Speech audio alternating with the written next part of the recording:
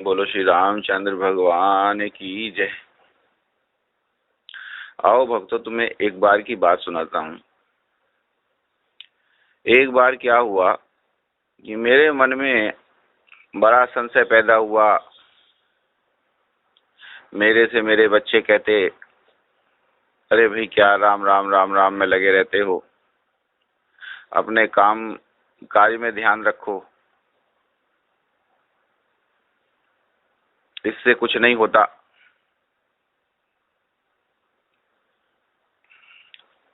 तो मैं बड़ा दुखी रहता। मैं कहता, भाई मैं तो राम राम में इस वजह से लग रहा हूँ क्योंकि राम को देख के, राम को समझ के अपने जीवन को भी बहुत सुंदर बना सकूं। तो एक बार मेरे मन में भी संशय पैदा हुआ कि क्या प्रभु, जो ये मेरे बच्चे कह रहे हैं यही सही है क्या? अगर यही सही है तो क्यों तो आप परेशान हो रहे हैं, क्यों मुझे परेशान रखा है? मुझे तो यही लगता है कि नहीं, अगर मैं आपकी शरण में रहूंगा, आपसे सीखूंगा, तो ये सब जो मेरा अपना कामकाज है इसको भी मैं बहुत सुंदर तरीके से चला पाऊंगा। तो प्रभु देख लो, अब आप ये सोच लो भाई, जो सही हो उस हिसाब से करो। अगर इसमें वास्तव में कुछ नहीं है तो क्यों आप दुखी हो रहे हो और क्यों मुझे दुखी कर रहे हो? तो आपको ताज्जुब होगा कि ये शाम की बात थी, जब मैं भगवान से प्रार्थना कर रहा था, ऑफिस से घर आ रहा था, पार्किंग में गाड़ी में बैठ के। तो रात को जब मैं सोया तो रात को सपने में मुझको एक आकाशवाणी हुई, जिसने मुझको रामचरितमानस का एक दोहा नंबर दिखाया। और स्वाभाविक है वो श्री हनुमान जी थे, क्योंकि श्री हनुमान जी मेरे इष्ट हैं। उन्हीं की कृपा से, उन्हीं के मार्गदर्शन से मैं इस रास्ते पे लगा हुआ हूँ। तो मेरे से बोले, भाई दुखी क्यों हो रहा है तू?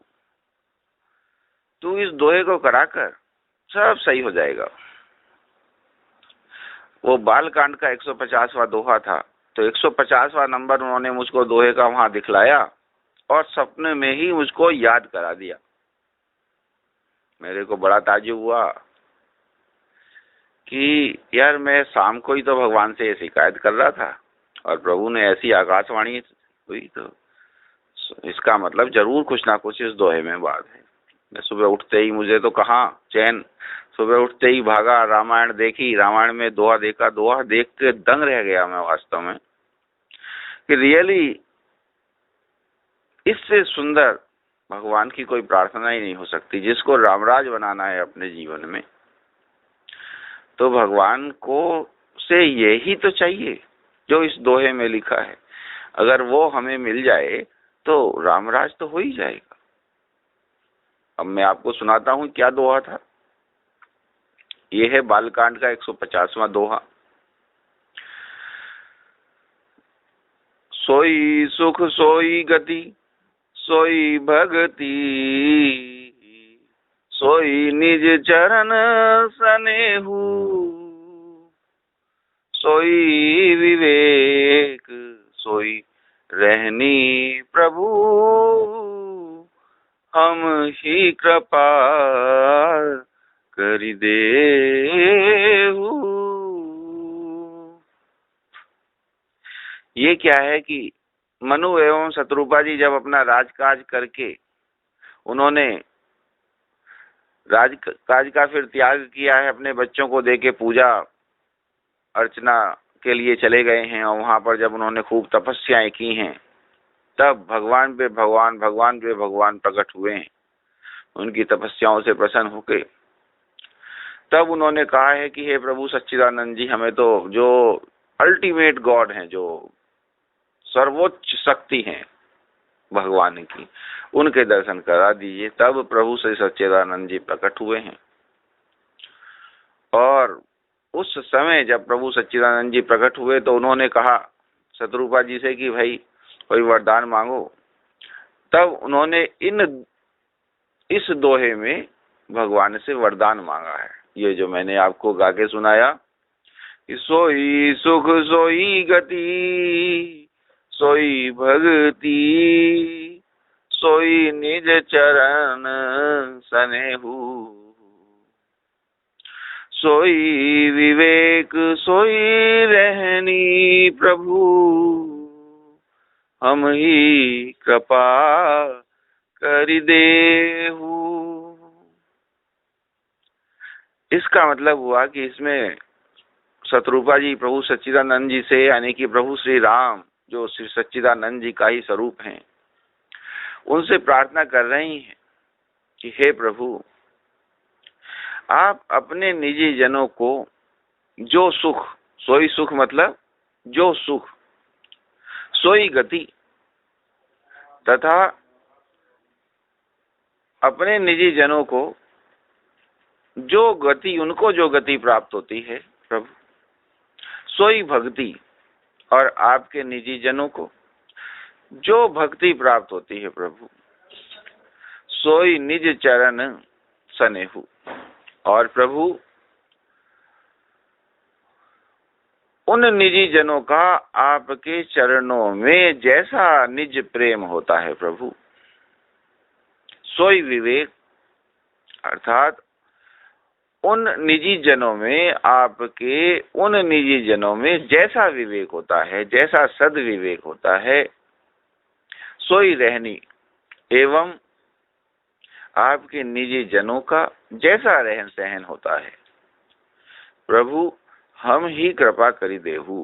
प्रभु हम पर तो बस ऐसी कृपा कर दीजिए। तो अब देखिए कमाल है कि वैसा आदमी को सुख प्राप्त हो जाए, आदमी को वैसी गति प्राप्त हो जाए, आदमी में वैसी भक्ति आ जाए, आदमी में भगवान के चरणों में वैसा प्रेम हो जाए, इंसान के पास वैसा विवेक हो जाए जैसा भगवान को पसंद है, वैसा रहन सहन हो जाए जैसा भगवान को पसंद है। अगर ऐसी भगवान की कृपा हो जाए, ये चीजें जिस इंसान के पास हो जाएं, तो उसके यहाँ तो रामराज निश्चित रूप से हो जाएगा। क्योंकि राम जी भी ने जो रामराज बनाया अपने यहाँ, वो इन सब चीजों के आधार पे ही तो बनाया। तो ऐसे दयालु हैं प्रभु, जिन्होंने मुझे, देखो ऐसा, जब मैं थोड़ा सा भी दुख हुआ, थोड़ा सा संशय हुआ, तो उन्होंने मुझे आके ऐसा रास्ता दिखाया। अब जब उन्होंने मुझसे स्वप्न में कहा था कि भाई तो इसको भजा कर, तो फिर मैंने कहा भाई जब प्रभु ने कहा है तो अब इसको भजो। अब मैंने जब उसको भजना शुरू किया तो आनंद आना शुरू हो गया। अब मैं जहां भी जाता, जब मुझ पे समय होता, रास्ते में होता, कहीं होता, तो मैं बैठा करता, इसको मस्ती से गाया करता। और जब गाया करता तो इसका तो रूप ही बदल गया। कहा जा सकता है सच का रूप उजागर हो गया। कभी मैंने भगवान सच्चिदानंद का नाम तो बहुत सुना था, बहुत लोग कहा करते थे भगवान सच्चिदानंद, भगवान सच्चिदानंद। मेरी समझ में नहीं आता था कि भाई ये कौन है। तो मेरा को भगवान सच्चिदानंद का रूप उजागर हो गया कि सच, जो सच है वही आनंद है, और वही सच्चिदानंद है। जहां पे सच है वही सच्चिदानंद है। तो जब मैंने इसको भजा तो इसका एकदम रूप बदल गया।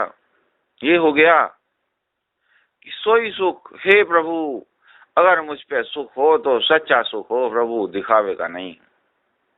सोई गति, प्रभु अगर मेरी जो भी गति हो प्रभु, सद गति हो, सच्ची गति हो, झूठी नहीं प्रभु। सोई भक्ति, और प्रभु मुझ में अगर आपकी भक्ति हो तो सच्ची भक्ति हो प्रभु, दिखावे की नहीं। सोई निज चरण सनेहु, और प्रभु अगर आपके चरणों में मेरा प्रेम हो तो प्रभु वो सच्चा प्रेम करवाएं प्रभु, दिखावे का प्रेम ना हो। आपके चरणों में मैं दिखावे के लिए मेरा सिर ना झुके, मेरा तो मन झुक जाए प्रभु आपके चरणों में। सोई विवेक, और प्रभु मेरे में जो विवेक हो, जिसके बेसिस पे, जिसके आधार पे मैं रोजमर्रा के फैसले ले सकूं प्रभु, वो सद विवेक हो प्रभु, सच्चा विवेक हो प्रभु। जो भी फैसले लूं सच्चे फैसले लूं प्रभु, सोई रहनी प्रभु। और प्रभु मेरा जो रहन सहन हो वो सच्चा रहन सहन हो प्रभु, दिखावे का नहीं। प्रभु हम ही कृपा कर दो, और प्रभु हम पे तो ऐसी कृपा कर दो। यानी कि सब कुछ सच कहा जा सकता है उस दिन से आज तक का दिन है कि देखो भगवान ने सच का रूप उजागर कर दिया। और मुझे तो सब दिखाई देता है कि जब मैं सच में जीता हूं तो कैसा आनंद आता है, कितना मन मस्त हो जाता है और कितना मन शांत हो जाता है, कितना चिंता रहित हो जाता है और कितना आराम युक्त हो जाता है। तो ऐसे हैं भगवान प्रभु सच्चिदानंद, ऐसे हैं भगवान प्रभु श्री राम। मैंने तो पाया कि यही है वास्तव में आनंद, कि हम बस अपने प्रभु से भजते रहें कि हे प्रभु आप हमें अपना निजी जन बना लें। और जो निजी जन को ये जो जैसा सुख होता है, जैसी गति होती है, जैसी उनमें भक्ति होती है, जैसी उनका आपके चरणों में प्रेम होता है, जैसा उनमें विवेक होता है और जैसा उनका रहन सहन होता है, बस हमारा तो प्रभु वैसा ही कर दीजिए। और वो भी ऐसे निजी जन का जिस निजी जन को देख के आप बड़े खुश हुआ करते हो, जिस निजी जन से आपको बहुत प्रेम हुआ करता हो, बस ऐसे निजी जन जैसा मन हमारा बना दीजिए प्रभु। और निजी जन तो सभी जानते हैं प्रभु की कौन होता है, जो आपके कर्मचारी हैं प्रभु, जो आपके काम को करते हैं प्रभु, वही निजी जन है। अर्थात अब आपका काम तो दुनिया को सुखी करना ही है प्रभु, दुनिया के दुख दूर करना ही है प्रभु, यानी कि आपके राज्य को राम राज्य बनाना ही है प्रभु। तो ये प्रभु आप हमें भी अपने काम में लगा दें।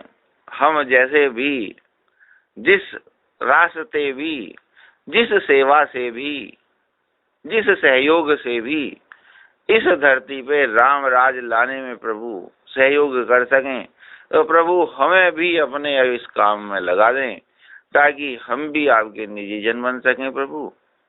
क्योंकि अगर हमें आप अपना निजी जन बना लेंगे तो हमें भी आपका प्यार मिलना शुरू हो जाएगा प्रभु।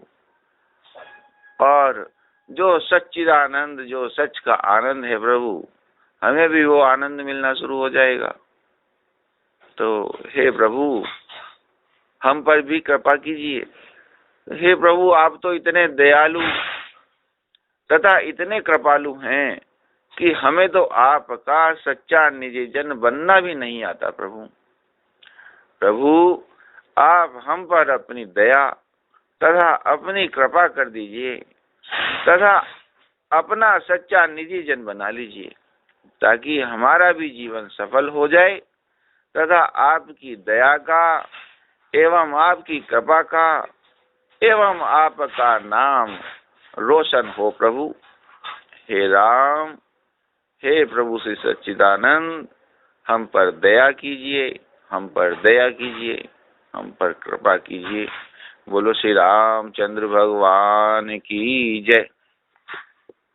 पवन सुत हनुमान की जय।